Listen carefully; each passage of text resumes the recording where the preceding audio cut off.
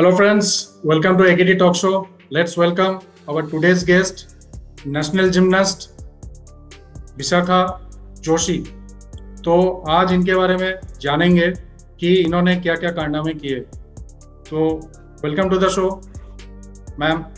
Thank you ma'am, ये gymnastic की journey के बारे में एक बार थोड़ा सा बताइए दर्शक को। So the journey starts when I was in 4th standard. तो मेरी मम्मी ने मुझे तो पता ही नहीं था कुछ। जब बच्चा 4th स्टैंडर्ड में होता है तो इट इज लाइक कि उसे कुछ पता नहीं होता है कि उसे आगे क्या करना है। तो मेरी मम्मी ने मुझे फोर्स किया जिम्नास्टिक जाने के लिए because I was so energetic and तो मम्मी ने सोचा कि ये वाली जो एनर्जी है उसको कहीं यूज करना चाहिए, कहीं यूटिलाइज करना चाहिए। So the gymnastic ground was बहुत क्लोज था मेरे घर से, तो it was like walking distance. तो मेरी मम्मी ने मुझे वहां पर डाल दिया था। तो फॉर फ्यू 1-2 साल के लिए तो मुझे अच्छा नहीं लगता था। आई वाज मैं बहुत टायर्ड हो जाती थी वहां पर जाने के बाद में, और फिर घर पे आती थी, फिर ठीक से खाना नहीं खाती थी, सो जाती थी। सो आई वाज उस टाइम पे मैं बहुत ज्यादा क्या बोलते हैं ना, I was not happy with it. फिर धीरे धीरे जैसे पार्टिसिपेट करने लग गई मैं कॉम्पिटिशन में। तो 4th स्टैंडर्ड में मेरा फर्स्ट नेशनल हुआ था। Like I was the age of 8।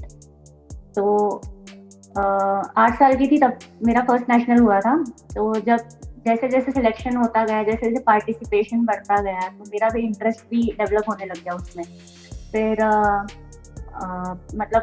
ये सब काफी सालों तक चला। तो एक भी साल ऐसा नहीं गया जब मैंने कोई भी नेशनल स्किप किया हो।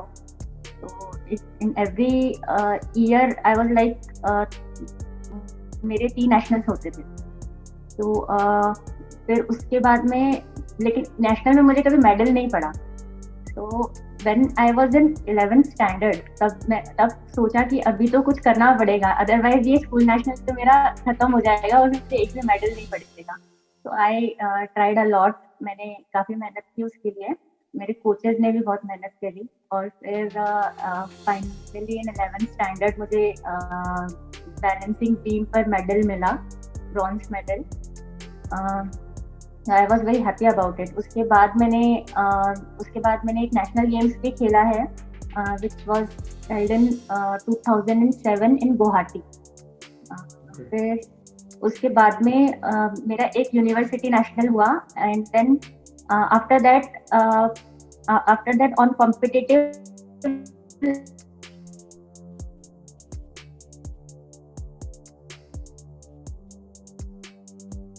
लेवल मैंने I was continuing it till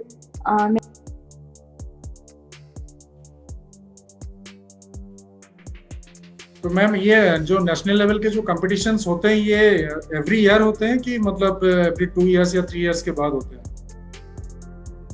ये एवरी ईयर होते हैं, और एवरी ईयर एक नहीं होते, एवरी ईयर 2-3 होते हैं। जैसे कि डिफरेंट कैटेगरीज के हिसाब से होते हैं। जैसे पहली कैटेगरी होती है स्कूल नेशनल। तो स्कूल नेशनल में जो भी स्कूल्स है, दिस इज लाइक कि आपकी स्टेट गवर्नमेंट आपको भेज रही है। ओके। तो उसे कहते हैं school national. And the second is open national, जिसमें फेडरेशन आपको भेजती है। ओके। तो ओपन नेशनल्स वो 3 कैटेगरीज में होती है, सब जूनियर, जूनियर और सीनियर। तो उसमें that depends on your age. तो जैसे under 14, under 17 and under 19। Okay. और school nationals till 8th standard you will be in sub junior level, और फिर 9th and 10th standard you will be on junior level, and then 11th and 12th you will be on senior level। और फिर एक होती है women national, जिसमें सिर्फ जो इंडिया की विमेन होती है सिर्फ वही पार्टिसिपेट करते हैं। ओके मैम, मतलब हम लोगों के लिए आप इंस्पिरेशन है। मतलब नेशनल लेवल पे जाने के लिए कितना पेन, आपने कितना हार्ड वर्क किया है, दैट आई कैन फील। तो मैम आपकी ये चीज बताइए कि अभी कोई करंट जिम्नास्ट है जिनके साथ आपने प्रैक्टिस किया हो? प्रैक्टिस किया हो ऐसा तो कोई बहुत फेमस जिमनास्ट नहीं है, बट हाँ, I participated in nationals with Deepa Karmakar. तो वो भी अपने स्टेट की तरफ से आती थी और भी हमारी स्टेट की तरफ से जाते थे, तो मैंने उनको फेस टू फेस देखा है। मतलब कभी ऐसी बात नहीं हुई, बट हाँ, उनके साथ पार्टिसिपेट किया है। तो जैसे ये जिम्नास्ट होते हैं मैम, ये जो एक्सरसाइजेस होते हैं, कौन से एक्सरसाइज में ज्यादा ध्यान देना पड़ता है, क्योंकि ये होल बॉडी स्ट्रेच आउट होते हैं? हाँ, सो ओवरऑल बॉडी वर्कआउट होता है जिम्नास्टिक में। तो first and most important is flexibility and then मतलब there are like you can say कि उसमें 5 एलिमेंट्स होते हैं। एक तो फ्लेक्सिबिलिटी होनी चाहिए बॉडी में, उसके बाद स्ट्रेंथ भी होनी चाहिए बॉडी में, स्पीड होनी चाहिए बॉडी में, उसके बाद फोकस भी होना चाहिए और आप अपने आप को इंजॉय कर सकते हो। उसके बाद में एंड्योरेंस होना चाहिए। तो ये जो 5 एलिमेंट्स है, ये these are very compulsory in gymnastics. तो मतलब ऐसा बोल सकते कि जो भी जैसे किसी स्पोर्ट में कोई चीज ज्यादा चाहिए, जैसे फॉर एग्जांपल एथलेटिक्स में आपको स्पीड ज्यादा चाहिए, या फिर आपको दूसरे किसी स्पोर्ट में इसमें क्या बोल सकते हैं, कुश्ती या रेसलिंग जिसको बोलते हैं, उसमें आपको स्ट्रेंथ चाहिए। तो वैसे ही सारे स्पोर्ट्स का सब कुछ मिला के जिम्नास्टिक में चाहिए होता है। तो मैम जिम्नास्टिक में भी बहुत सारे लेवल्स होते हैं, टाइप्स होते हैं, एक पैरेलल बार होते हैं, एक हैंगिंग वाले होते हैं, तो आप किस में करते थे? तो इसमें मतलब वैसे तो जिम्नास्टिक के बहुत सारे पार्ट्स होते हैं, लाइक अगर ऐसे कैटेगराइजेशन किया जाए ऑन हाई लेवल, तो there is artistic gymnastic, rhythmic gymnastics, और उसके बाद में एक्रोबेटिक्स जिम्नास्टिक, फिर एरोबिक्स जिम्नास्टिक और फिर ट्रैम्पोलिन। तो मतलब काफी सारे पार्ट्स होते हैं इसके, और इन सबके भी नेशनल से अलग अलग होते हैं। तो I was the part of artistic gymnastic, जो अभी सबसे ज्यादा देखा जाता है, जिसमें मतलब हमारी इंडिया की प्रणीति नायक और दीपा करमाकर, ये सारी जिसमें पार्टिसिपेट करती है, उसको आर्टिस्टिक जिम्नास्टिक बोलते हैं। तो अभी आर्टिस्टिक जिम्नास्टिक में भी फॉर मेन एंड विमेन उनके लिए डिफरेंट एपरेटस होते हैं जिससे वो परफॉर्म करते हैं, राइट? तो for women there are basically 4 apparatus. So first is balancing beam and uneven bar, and then third is floor exercise and vaulting table. Okay. तो vaulting table जिसमें दीपा ने काफी मतलब उन्होंने काफी अचीव किया है उसमें। और फिर जो मेन आर्टिस्टिक जिम्नास्टिक होते हैं उसमें 6 इवेंट्स होते हैं। तो उसमें जो कॉमन इवेंट है वो फ्लोर एक्सरसाइज और वॉल्टिंग टेबल होता है, और उसके अलावा उसमें एक तो फॉर्मल हॉर्स होता है, और फिर एक सिंगल बार होता है, मतलब जिसको हाई बार भी बोलते हैं, जिसमें वो जाइंट सर्कल एंड ऑल आपने देखा होगा, राइट? उसके बाद एक पैरेलल बार होता है, और फिर रोमन रिंग्स होता है। तो रोमन रिंग्स में जिसमें 2 रिंग्स रहती है एंड देन दे परफॉर्म। तो ये 6 एलिमेंट्स, ये 6 इवेंट्स होते हैं। मैम इसमें रूल्स क्या होते हैं? जब पॉइंट सिस्टम होते हैं, वो जजेस जो पॉइंट देते हैं कैसे देते हैं? तो बेसिकली जब मैंने स्टार्ट किया था जिम्नास्टिक, तब देयर आर मतलब 10 पॉइंट सिस्टम था। तो वो जो भी हम लोग करते थे उसमें मतलब 10 में से स्कोर किया जाता था। लेकिन अभी जो एडवांस जिम्नास्टिक है, मतलब when I was in senior nationals, मतलब 11th या 12th में थी मैं, तब से they have adopted 20 points system. तो अभी वो 20 में से पॉइंट्स देते हैं। तो इसमें मतलब it includes your start value मतलब आपका जो स्टार्ट जो आपने किया है वो उसके ऊपर पॉइंट्स रहते हैं। उसके बाद में उसके बाद में जो आपका, तो उसमें भी काफी मतलब उसके बाद में जो आप पूरा जो परफॉर्म करते हो उसके भी अलग अलग पॉइंट्स होते हैं। तो कोड ऑफ पॉइंट के हिसाब से हर एक एलिमेंट को जो भी आप करते हो उसको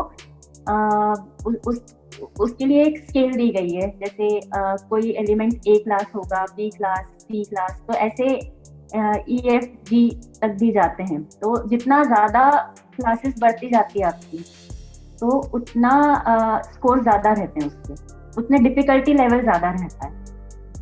ओके मैम, आप दिन में कितना घंटे तो प्रैक्टिस करते उसके हिसाब से फिर वो जैसे मतलब अगर विंटर्स में या फिर जब स्कूल रहता था तब मोस्टली मतलब 4 आवर्स शाम को, तो 6 to 9। और जब समर्स रहता था तब मेरा 6 आवर्स होता था, morning 2 hours and evening 4 hours. तो अभी तो आपने जिम्नास्ट छोड़ दिया, तो उसके बाद अपने आप को फिट रखने के लिए क्या कर रही हैं? अभी छोड़ दिया है तो फिर अभी मैं अपने आप को फिट रखने के लिए बेसिकली मैं योगा करती हूँ, और उसके अलावा जो अपनी नॉर्मल स्ट्रेचिंग एंड वो सारी जो एक्सरसाइजेज होती है वो मैं अभी भी परस्यू करती हूँ after a very long time. मतलब इट्स बीन लाइक 10 years मैंने छोड़ दी, मतलब कॉम्पिटिटिव लेवल पे छोड़ दिया था जिम्नास्टिक।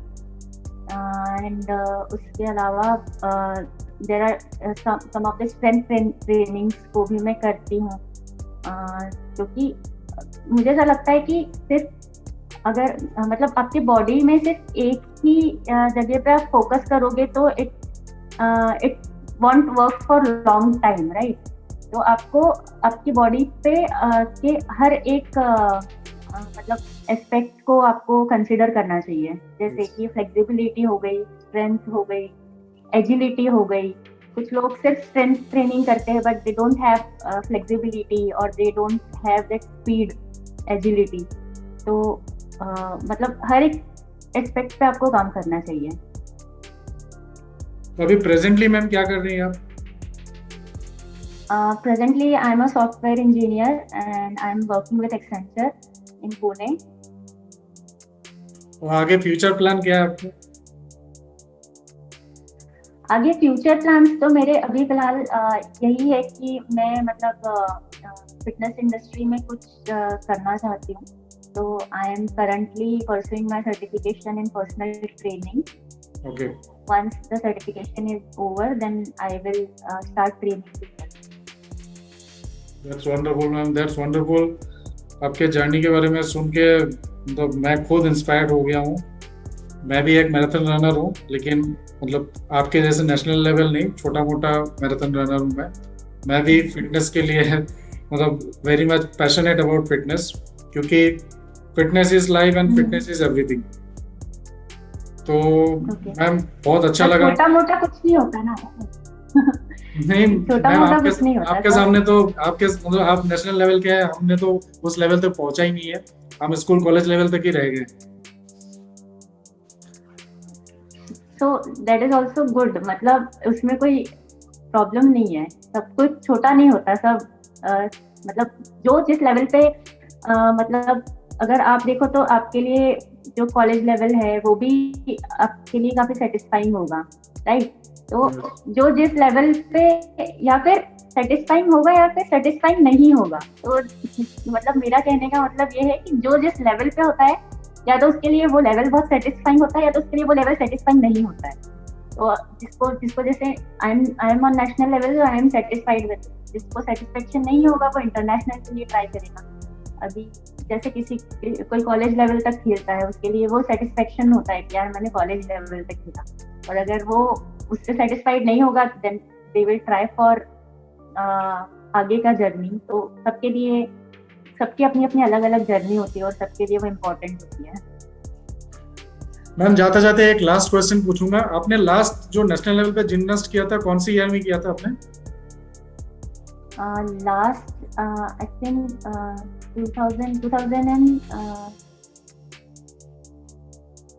2009 आई गेस, 2009 या 10 में किया था मैंने। यूनिवर्सिटी नेशनल था मेरा पटियाला में। ओके इट वाज लाइक 2009 और 10। ओके, तो मैम बहुत मतलब अच्छा लगा। मेरा कॉलेज का सेकेंड ईयर था, तो it must be 9। That's great ma'am, that's great. तो दोस्तों ये था आज का टॉपिक, बहुत ही ज़्यादा इंस्पिरेशनल स्टोरी है। मैं इनको इंस्टाग्राम में फॉलो करता हूँ, she is very much popular in Instagram. मैंने इनके प्रोफाइल देखे, मैंने इनके एक्सरसाइज देखा, तब मैंने इनसे कांटेक्ट किया। तो आज जो स्टोरी इन्होंने बताया वो आप लोगों ने सुना है, तो ऐसे स्टोरीज मैं लेके आऊँगा आप लोगों के सामने। तो ये था आज का कंटेंट। अगर आपको अच्छा लगा तो काइंडली लाइक, शेयर और सब्सक्राइब कर दीजिएगा, and don't forget to press the notification button. Till then, stay tuned for the upcoming videos. Thank you. Thank you, ma'am. Thank you. Thank you so much. Bye. Bye.